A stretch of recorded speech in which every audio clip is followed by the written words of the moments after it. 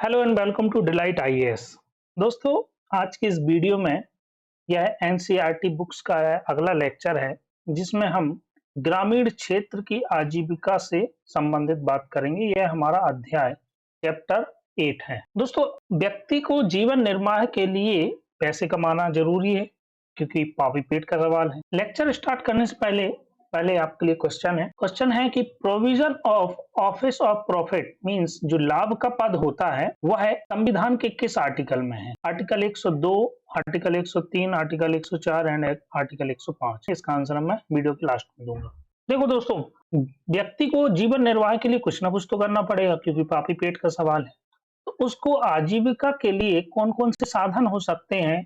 तो आजीविका के साधन को हम तीन कैटेगरी में बांटते हैं। एक होता है प्राथमिक क्षेत्र, फिर दूसरा द्वितीयक क्षेत्र और तीसरा तृतीयक क्षेत्र। प्राथमिक क्षेत्र की यदि बात करूं तो इसमें कृषि में पशुपालन भी आ जाता है, आपका मछली पालन, मुर्गी पालन, ये सारी चीजें कृषि के अंतर्गत आती हैं। वहीं द्वितीयक क्षेत्र की बात करूं तो इसमें आपका उत्पाद बनना चाहिए, कोई ना कोई प्रोडक्ट बनता है, मैन्युफैक्चरिंग की बात हो रही है यहाँ पे। और तृतीय क्षेत्र जो होता है आपका, जो सेकेंडरी जो द्वितीय क्षेत्र में उत्पाद बना उसको मार्केट में ले जाना और बेचना, ये क्या हो गया? आपका तृतीय क्षेत्र हो गया, सर्विस सेक्टर जिसे हम बोलते हैं। ठीक है, ये तीन क्षेत्र हैं। अब बात आती है, जैसे उदाहरण के तौर पर मैं बताऊं तो प्राथमिक क्षेत्र से हमने उत्पाद जो प्रोडक्शन किया वो गेहूं हुआ। गेहूं का जब इंडस्ट्री में जाएगा तो उसका क्या बन जाएगा? आटा भी बन सकता है, आटा के फिर बिस्किट भी बन सकता है, और उस बिस्किट को बाजार में ले जाने का काम कौन करेगा? तृतीय क्षेत्र करेगा। इस तरीके से तीनों क्षेत्र जो है आपस में इंटरलिंक है और इस तरह से जो आजीविका के साधन हैं ये तीन क्षेत्र में अपन इसको कैटेगराइज कर सकते हैं। अब बात आती है चैप्टर में जो है एक उदाहरण लिया गया है कलपट्टू गांव का। तमिलनाडु में है ये गांव। कलपट्टू गांव एक तटीय गांव है, समुद्र के तट पर स्थित है। वहां की जो ग्रामीण अर्थव्यवस्था है, ग्रामीण क्षेत्र की जो आजीविका, उसके बारे में इसमें बात की जा रही है। दोस्तों, आप यदि ग्रामीण पृष्ठभूमि से हैं, आपको पता होगा कि गांव में जो है अधिकांश लोग जो होते हैं वो किसान होते हैं। लगभग 80% लोग किसानी का काम करते हैं। किसान भी कई कैटेगरी के हो सकते हैं, जैसे कुछ किसान ऐसे होते हैं जो भूमिहीन है, उनके पास भूमि नहीं है। कुछ सीमांत किसान होते हैं। सीमांत किसान होते हैं मतलब जो जिनके पास 2-3 एकड़ की समथिंग जमीन होती है। और फिर कुछ बड़े किसान होते हैं जिनके पास 20-30 बीघा जमीन होती है। ठीक है, तो ये तीनों प्रकार के जो किसान है कैटेगरी वाले, ये किस तरह से अपनी आजीविका निभाते हैं? तो वो भूमिहीन किसानों की यदि बात करूं तो भूमिहीन किसान क्या करते हैं? जो दूसरे किसान हैं, जैसे बड़े किसान हैं, उनको किसान मजदूर की आवश्यकता है, उनके खेत में जाके यह काम करते हैं। काम क्या करेंगे भाई? जब फसल बुआई होना है तो फसल बुआई का काम कर दिया। जब फिर जो उसमें फसल जब बुब जाती है, थोड़ा थोड़ा फसल दिखने लगती है, पेड़ उग आते हैं, तो वहां पर जब कूड़ा करकट हो जाता है तो उस खरपतवार को हटाने के लिए निराई की जाती है। और निराई गुड़ाई होने के बाद फिर उनकी कटाई की जाती है।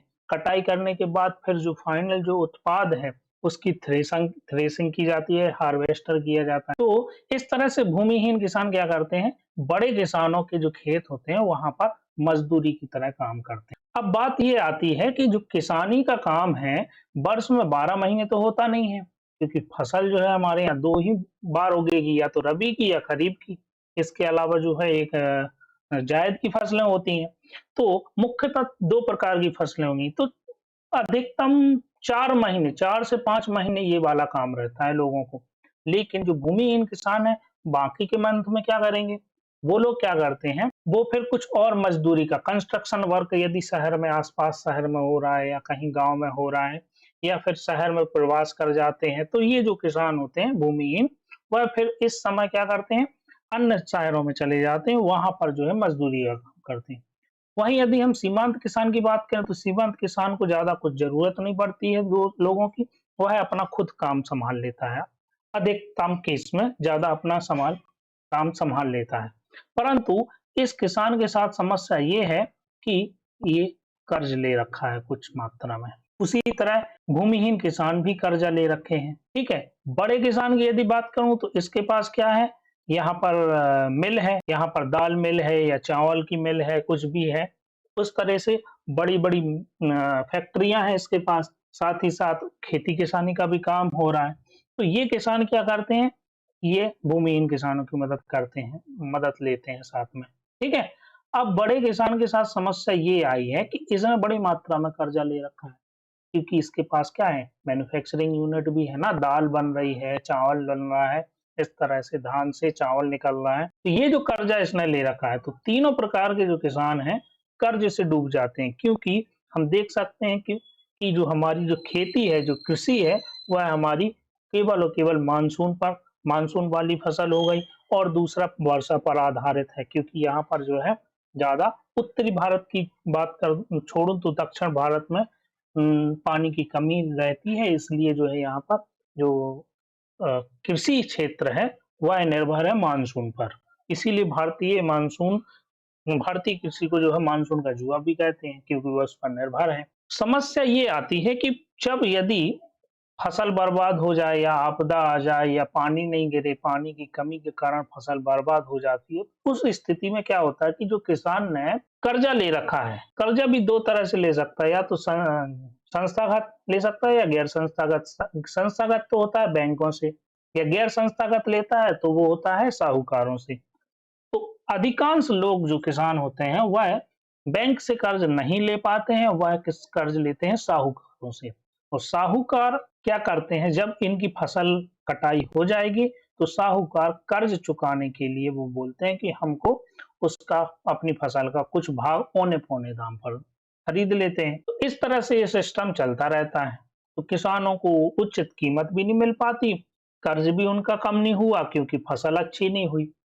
तो इस प्रकार जो किसान वर्ग है गांव का, वह संकटग्रस्त अवस्था में पहुंच जाता है, क्योंकि कर्ज के जाल में फंस चुका है अब वो। अब कर्ज के जाल में जब इसका दबाव बहुत ज्यादा हो जाता है, मानसिक दबाव हो जाता है, तो फिर उस स्थिति में क्या होता है, किसान फिर आत्महत्या करने लगते हैं। तो ये जो है ग्रामीण स्तर पर जो आजीविका है किसानों की, उसका एक परिदृश्य हमने देखा। इसके अलावा किसानों के अलावा जो गांव में लोग रहते हैं, वह मैन्युफैक्चरिंग वाले भी रहते हैं। कुछ लोग उत्पाद और भी करते हैं किसानी के अलावा, जैसे वह टोकरी बनाए या बर्तन बनाए या घड़े बनाए या ईंट बनाए या बैलगाड़ी बनाए, इन सब को बनाने का भी काम करते हैं, विनिर्माण करता है। ये जो बनाएंगे, ये पास के शहर में जाके अपना माल बेच आएंगे, ठीक है। तो ये भी कुछ हद तक जो होते हैं कर्ज लेके, क्योंकि ये सब बनाने के लिए कुछ ना कुछ हथियार, औजार, मशीन तो चाहिए पड़ेगी, और इन लोगों के पास क्या होता है, पैसों की कमी होती है, इसलिए इन लोगों ने भी कर्ज ले रखा होता है, और यदि ये कर्ज नहीं चुका पाते तो इनकी भी वही स्थिति हो जाती है। तो इस स्थिति में देखा कि किसान और जो मैन्युफैक्चरिंग करता है, विनिर्माण करता है, वह काफी हालत इनकी खराब रहती है। फिर तीसरी बात आती है सेवा क्षेत्र की। गांव में कुछ लोग नर्स मिलेंगे, आपको शिक्षक भी मिलेंगे, धोबी भी मिलेंगे, बुनकर, नाई, साइकिल ठीक करने वाला, तो ये अपनी जो है सेवाएं दे रहे होते हैं, तो ये सेवा क्षेत्र हो जाता है। गांव में भाई आपको शिक्षक, नर्स, सारी चीजें मिलेंगी, ये सब ठीक है। तो इस तरह से जो है ग्रामीण क्षेत्र में जो व्यक्ति है वह अपनी आजीविका के लिए ज्यादातर जो है कृषि क्षेत्र पर निर्भर रहता है। वहीं मैन्युफैक्चरिंग और सेवा क्षेत्र की बात करूं तो उस पर उसका डिपेंडेंसी जो है कम है। वही मैंने बताया, जो ये चित्र आपको दिख रहा है कि पिछले कुछ समय में कृषि क्षेत्र में जो है काफी नुकसान हो रहा है, आपदा आ जाती है, फसल का नुकसान होता है, पानी समय पे नहीं गिर रहा है, इस स्थिति में फसल बर्बाद हो रही है और किसान जो है कर्ज के जाल में फंस रहा है। और जब कर्ज ज्यादा बड़ा हो जाता है तो दो कंडीशन बनती है, या तो वह प्रवास दूसरी जगह जाके वह मजदूरी का काम करे, क्योंकि वह पढ़ा लिखा नहीं है तो वो मजदूरी ही कर सकता है, और यदि वह प्रवास नहीं करता है और वहीं पे अपना काम काज संभालता है, उस स्थिति में यदि दबाव ज्यादा हो जाए तो वह क्या हो जाता है, आत्महत्या भी करने की नौबत आ जाती है, ठीक है। फिर इस चैप्टर में एक और उदाहरण दिया गया है, वह दिया है एक और गांव का जो तटीय क्षेत्र पर है। तटीय क्षेत्र में जो है मछली पालन होता है। मछली पालन में एक कैटामरन नाम की एक नाव होती है जो आपको यहाँ पर दिख रही है, जिसमें मशीन भी लगी रहती है। इस नाव को खरीदने के लिए लोगों ने क्या ले रखा है, कर्ज ले रखा है। तो मछली पालन करने वाले लोग भी कर्ज के उस पर निर्भर हैं। अब वो समुद्र में जाते हैं रात को, सुबह-सुबह मछलियाँ पकड़ के लाते हैं और इस तरह से जो है मछली के बाज़ार में मछलियाँ बेचते हैं। तो इस तरह से जो है ग्रामीण क्षेत्र की जो आजीविका है, उसके लिए अधिकांश लोग जो है कृषि पर निर्भर हैं। उन्हें खेत तैयार करना है, रुपाई करनी है, बुवाई करनी है, निराई करनी है, उसके बाद कटाई करनी है। तो ये कृषि क्षेत्र पर ज़्यादातर निर्भर लोग रहते हैं यहाँ पर, ठीक है? तो यहाँ तक हमारा जो है कंप्लीट होता है ग्रामीण क्षेत्र की आजीविका। वापस आ जाते हैं हम अपने प्रश्न पर कि provision of office of profit comes under which article of the Indian constitution. लाभ का पद जो होता है वह भारतीय संविधान के किस आर्टिकल से में लिखा हुआ है, वर्णन उसका किस आर्टिकल में है देख लेते हैं। लाभ के पद की यदि बात करूं दोस्तों, तो ये इसकी जो परिभाषा है संविधान में नहीं दी गई है, लेकिन इसका वर्णन जो है आर्टिकल 102 में दिया गया है। 102 में जो है वह सांसद के लिए है और 191 में 191 में यह किसके लिए है? एमएलए के लिए, विधायकों के लिए है।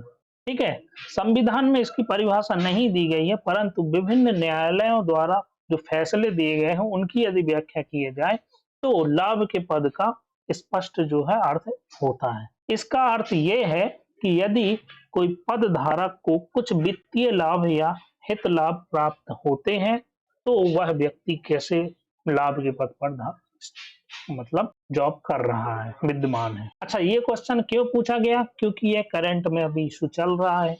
हमारे झारखंड के जो है मुख्यमंत्री जी हैं, उनके खिलाफ यह लाभ के पद का आरोप लगाया गया है और उनकी जो है जो सदस्यता है विधानसभा की वह रद्द करने का हो सकता है, अभी हुआ नहीं है क्योंकि इसकी संभावना ज्यादा है, इसलिए मैं इसको आपको बता दिया। ये न्यूज में है और बहुत इंपॉर्टेंट चीज है।